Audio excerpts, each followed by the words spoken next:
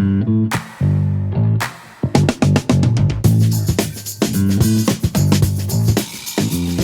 to the latest edition of the OmniTalk Spotlight Series, the series that highlights the people, the companies, and the technologies that are shaping the future of retail.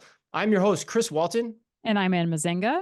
And I am personally really interested in today's conversation and today's guest because I can think of no topic more important given today's macroeconomic environment. There may be some that are as important, and I'll give you that, but none more important than being right priced at the shelf. And so joining us to share his expertise on the subject is Chris Stoyles, the Chief Executive Officer at Last Yard. Chris, thank you for joining us and welcome to OmniTalk. Hi, Chris. Hi, Ann. Thanks for having me. It's great to be here. We're excited to have you. And you are not from the Midwest, Chris. Where are you joining us from today? It's 6 a.m. over in Perth, Western Australia, so quite far away. And I apologize if my accent makes me hard to understand. Oh no. Good on you for getting up so early and joining us. That's awesome. Yeah, it's still dark outside. Lucky I've got this filter on and this light on my face. Otherwise, you wouldn't be able to see me. Oh my gosh, this is amazing. Well, Chris, I want to just start by sharing with our audience a little bit about your background, because when Chris and I met you, your background to becoming a CEO is quite unique. So share with us a little bit of your story, if you would. Yeah. I remember reading that book once, The Accidental CEO, and it really resonated. So I started with Last Yard, or we had a different name back then, back in December 2002. Okay. So I came on board back then as one of the founding team members and a software tester. And so since then, I've done almost every other role there is in the business. I did customer support, professional services, consulting, software development. I have a computer science background. Wow. And then eventually... Wait, Chris, hold on. 2002, like what, were you just Yeah. out of high school or something? Like what? Yeah, what? actually, yeah. You That was straight after high school, yeah. Oh my gosh. Yeah. Okay, the story gets better. All right, awesome. Yeah. Sorry, I missed that part.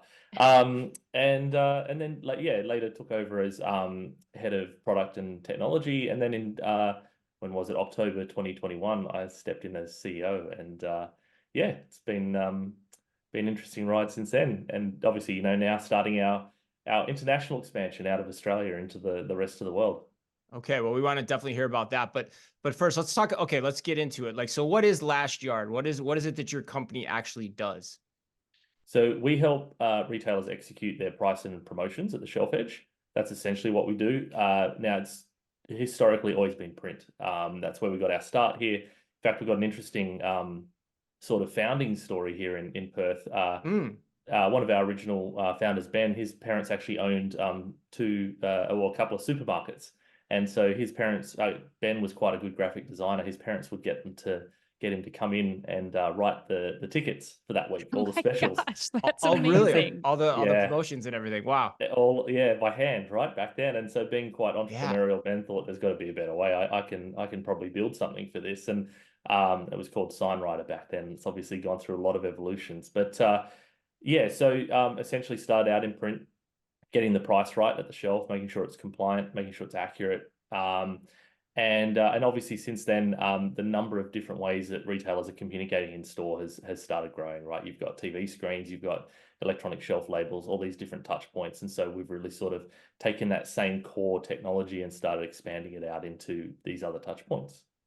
And so you guys are a platform that helps to manage all of those touch points. Is that right? Like from what's on the TV screens to the signage to the ESLs to any substrate really that can display a promotional message. Is that correct? That's right. Yeah. So essentially, there's two core pillars to the platform. There's the data side and the design automation side. So on the data side, we aggregate all the different data sources that a retailer has, and I'm sure any retailers listening probably have felt the pain of all their data is all over the place, and it's not, Right. it's I've very lived hard it, to get yeah. it. There you go. And so we aggregate from, point of sale, ERP, planogram, inventory, e-commerce, pull all the everything together into a single source of truth. And from that source of truth, we then apply our design automation layer, which is really the templates, the look and feel. and publish that to whatever medium, or, as you said, Chris, whatever substrate the retailer is running. And I think it's especially powerful when they're running multiple, right? Because that's really when it's it's sort of it's managing from what that single source of truth. It's managing a lot of different mediums and a lot of different endpoints. And Chris, I imagine the solution since 2002 when it started, I imagine it's evolved pretty significantly since that time. So is it a cloud-based solution too that's easily, worked in and shared amongst everyone within the retail organization that uses it? It is, yes, yeah. We migrated it all to a cloud-based solution quite some time ago now, 2015, around then, 2015. and yeah. So it's very rapid to deploy now, which is obviously important for operations, right? I think one of the key things that they're always looking for is it's got to be simple for stores, it's got to be fast to roll out, it's got to be easy to support. Yeah. Makes sense. That's fascinating. Going from handwritten signs and marketing materials from a two-store grocery operation all the way to this. I have to imagine, especially for all the retailers listening out there, that because you touch so many points within a retail organization, there are a lot of people who are benefiting from deploying Last Yard. But can you give some examples of kind of who you've seen the most engagement with typically when you have a successful deployment? Yeah. I mean, obviously the store teams are always a big one, right? Okay, Mhm. that makes They sense. benefit a lot from what often used to not be very automated or not automated at all, to something that is, saving hours and hours a day of their time. So that's a big one. I think IT at the end of the day is always involved, right? They want to make sure it just works. They want to Okay, make sure that no news is good news, and it should be efficient, it should be fast, and it should be reliable, right? No support tickets from the stores is a good thing. So no news is good news. So yes. IT is a big one. I think, as I said, for operations, simple for stores. It's got to be quick to train, or no training, which we always aim for, and it's got to be compliant as well. 100% compliant, both with their own internal sort of policies and pricing policies and things like that, and any legislation in the area. And then I think marketing and merchandising are big ones. They've often been stuck behind legacy IT systems that the retailers Hmm. have had in place. And that's a big thing we come in and do quite often is the retailer will have maybe a legacy system they've been running for 20 years. Maybe they even built that ticketing system in-house. Right. And marketing and merchandising have probably been a little bit stuck behind that. And so we really try that their interest is really in bringing that agility back to what they want to do. And not sort of having to go through these long-winded, slow, and often expensive change requests just to get Right. simple messages out there in front of their shoppers. Well, and I that's exactly what I was going to hit on too, Chris, is like the agile piece of this, because it's not successful in a retail operation anymore to just take the one stack that you get of price label changes on a Wednesday and have them all in place by the weekend for shoppers. So how are you able to like do some of that in real time? Like how are some of the retailers that are working with you able to kind of be that agile, change as, marketing and promotions are changing even by store in some cases with the Last Yard platform?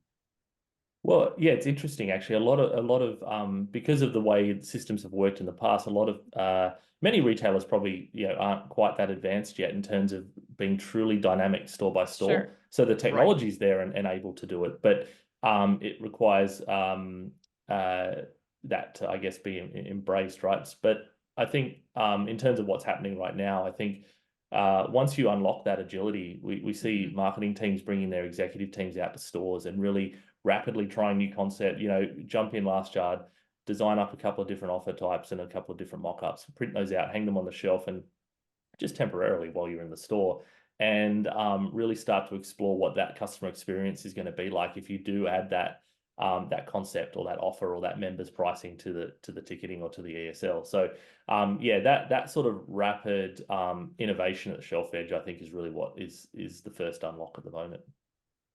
Chris, one question that I have too that we're curious about is, oftentimes we hear from the retailers we talk to that, sometimes the ROI for different solutions can be hard to prove out.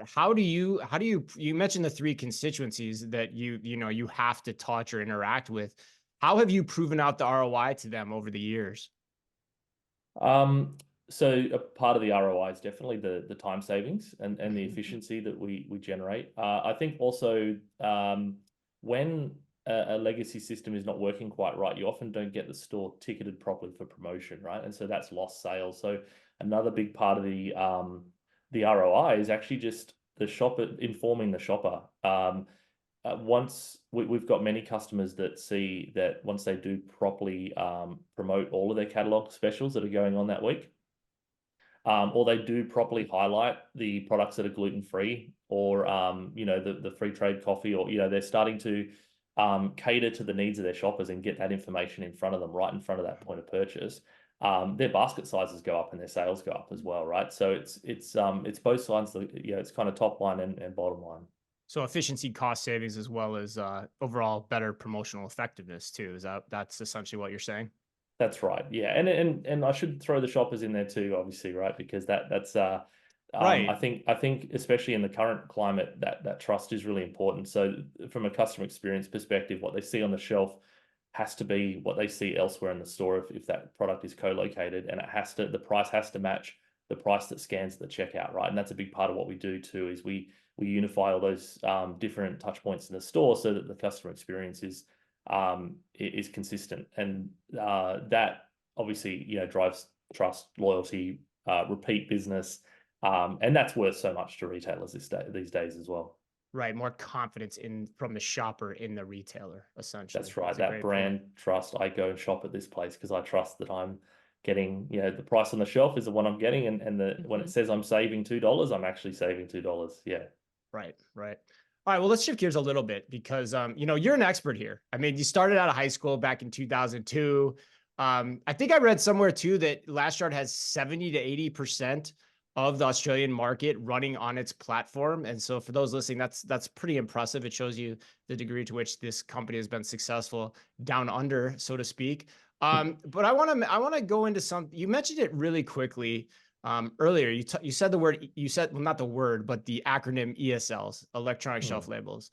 How have ESLs changed your value proposition in the market? And are there any new complexities they create for retailers who want to deploy them? Or said another way, quickly, what is your perspective on ESLs, Chris? Let's just put it there. Yeah. Where to start? I think ESL has been an interesting. There are many parts of the world that really took off quickly with ESL, right? If you look at France, for example, I think they're on the 5th or 6th generation of their hardware, right? They've had it for a long time. Australia has probably only just started taking off in the last 12 months in terms of ESL, and I think it's somewhat similar in the US.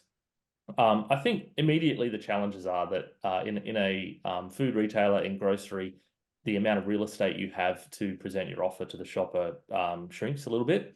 And so you have to get very good about your design and how you keep that shopper informed, and how you bring the offer to the forefront without losing all the other information. So I think there's that sort of operational aspect of it.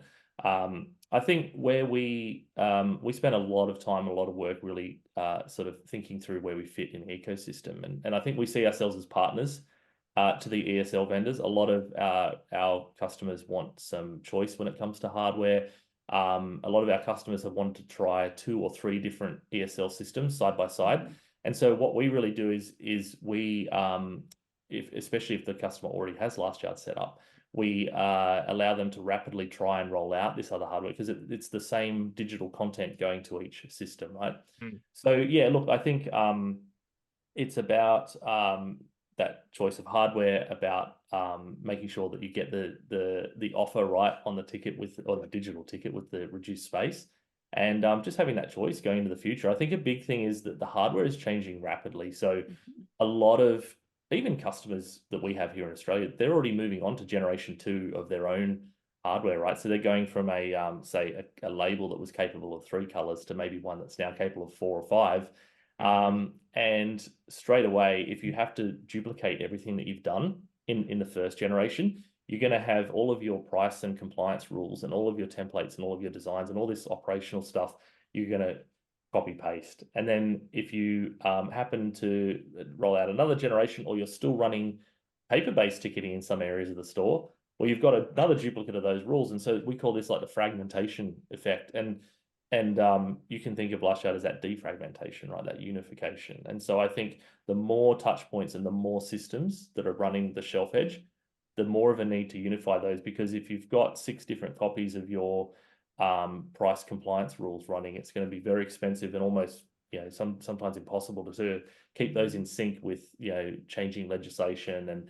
And even when marketing come to you and say, hey, we want to run this campaign, or we want to make this change, that can be daunting, because now you've got to do it across 5 or 6 different systems. So yeah, Right. sorry, Yeah. that's a long-winded. No, No, I that was, was great. I was riveted by it. yeah, I was going to ask too, because I think, well, in a lot of cases, I think we see ESLs, or different retailers see ESL deployment as kind of a one and done. Like, you can automatically change prices. But your point that you made earlier is an important one, in that, as you're trying to change and test offers to A/B test offers, like, you still have to have one place where all of that, the design for those, the templates for those exist, so that you can roll them out, right? I mean, is this something that, like, I think as a former marketer, this would be the thing that would be imperative to the success of the rollout of these campaigns? Are you seeing that to be the case with the partners that you've worked with, Chris? Yeah, definitely. I think that the first 6 months of having ESL live in a network is a massive learning curve, and you see so Right. many ideas and so much desire for innovation and realization of how else they can effectively use this new medium, right? So you want to make sure you've got something in place where you can be agile, and you can it's not set and forget. You haven't just locked in this new system and you leave it for another 10 years. Yeah. The point too, I think the point that's really important to emphasize too, is that what you said about the hardware, right? Like, yeah, we're Mhm. still at the early stages of these implementations throughout retail throughout the world, really. And so we're going to learn more about what hardware works and what doesn't. And retailers are going to experiment with different types of hardware. They're going to, they're going to change out their hardware. They're probably going to experiment, like you said, also with multiple vendors, because I mean, there's got to be some continuity issue here at play too, that your system helps enable for the retailers as well. If I step back here, right? Like, you probably, you don't want to have all your eggs in one hardware basket necessarily, right, Chris? That's right. I think many retailers don't want to have that situation. I think it's they look at software and hardware providers for store technology almost in a similar light, maybe, to the way they look at the rest of their suppliers. Right? Is Mm-hmm. you want a network of suppliers that gives you resiliency and make sure that you can always open that store tomorrow and serve your customers. So I think that's very important. Yeah.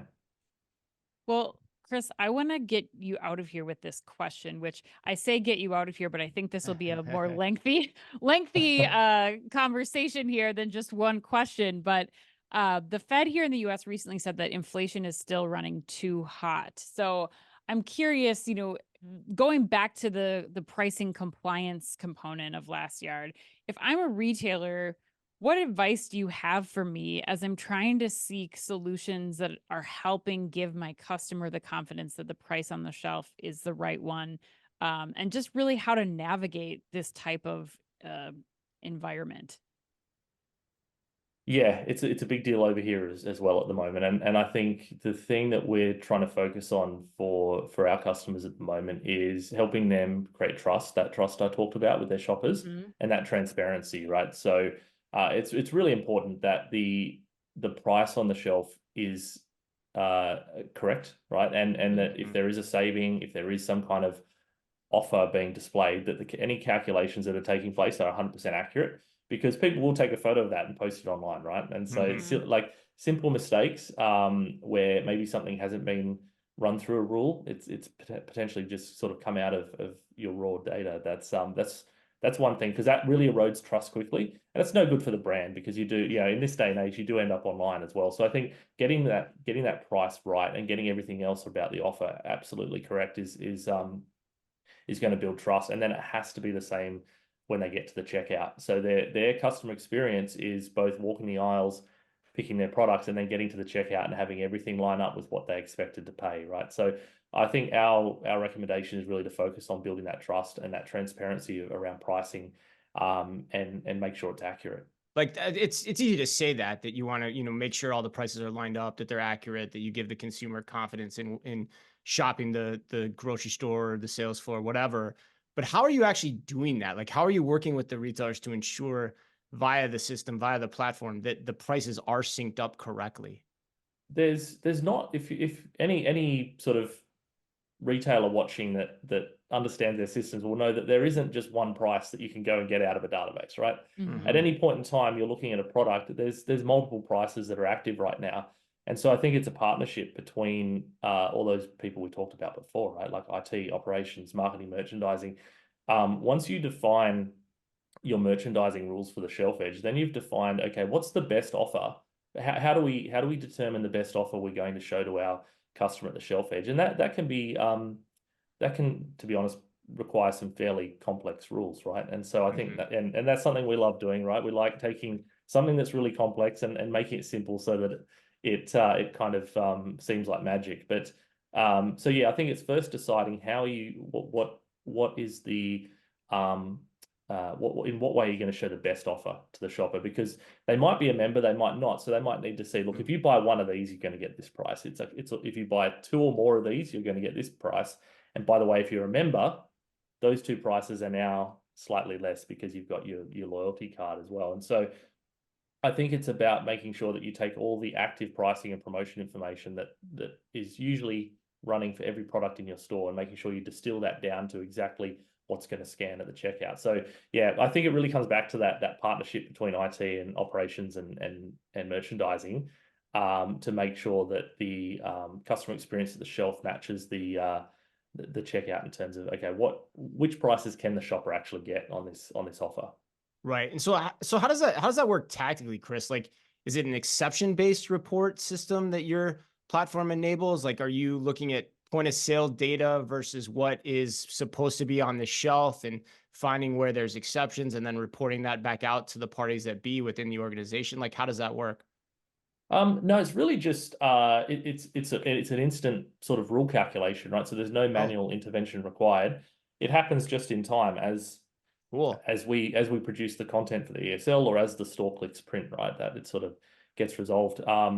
And so it's like you can have different parts of the organization all loading promotions at the same time, right? You might have one area of the org that's responsible for competitive pricing because you've got a best price guarantee offer that you beat the competitors down the road, and then you've also got your trade teams and your commercial teams that are doing deals, and so one promotion can trump another one, right? So basically, when you take essentially what Last Yard is doing is it's taking the complete view of that product at this point in time and saying, okay, there are 5 promotions running for this. We can see that there's some competitive stuff that's come in, and we can see that there's actually some trade cycle promotions coming through. But the best one right now is that it's the lowest price because that's the policy we agreed on, and that's the one that's going to end up on the ticket. So a little bit technical, Chris, but yeah, that's kind of how it works. No, that's helpful. It's super helpful. All right. Well, Chris, thank you for answering every single one of the questions that Chris and I put in front of you today, for sharing just how this very complex organization of data, of pricing, of information, of marketing, promotions can all be distilled down very simply with Last Yard. If people were listening, retailers have questions they want to ask you after this conversation, they want to get in touch with you to pick your brain even further. What is the best way for them to do that? Yeah, well, thanks for having me, by the way, and yeah, it's been great chatting to you guys. I think it's always great talking to people that have a retail background, and I can get lost in the weeds sometimes down in the technical, but it's been really cool that you guys can sort of I can't pull out imagine why. the 20 Yeah. 20 years of doing this and starting with a computer science background and now the CEO of the company. Like, I thought you did a Yeah. great job. And Chris, you should never be afraid to get in the weeds with us because that's why we do what we do. We can get into the weeds because we know retail and can do it a little bit better than the average journalist or reporter out there. So yes, we welcome the detail, my friend. Welcome it. Yeah, no, that really comes through. It's great talking to retailers. I love it. So getting in touch, you can, if anyone wants to get in touch with me directly, they can email me, Chris at Last Yard. I still answer all my own emails. And you can find you can go to lastyard.com, right? And you can contact our sales team there or our support teams. And of course we're on LinkedIn as well. So yeah, Chris at lastyard.com, lastyard.com for contacting our sales team and yeah, say hi to us on LinkedIn. Excellent. Well, that wraps us up. Thanks so much to Chris Stoyles, CEO of Last Yard, for sitting down with us today. And on behalf of all of us here at OmniTalk, as always, be careful out there.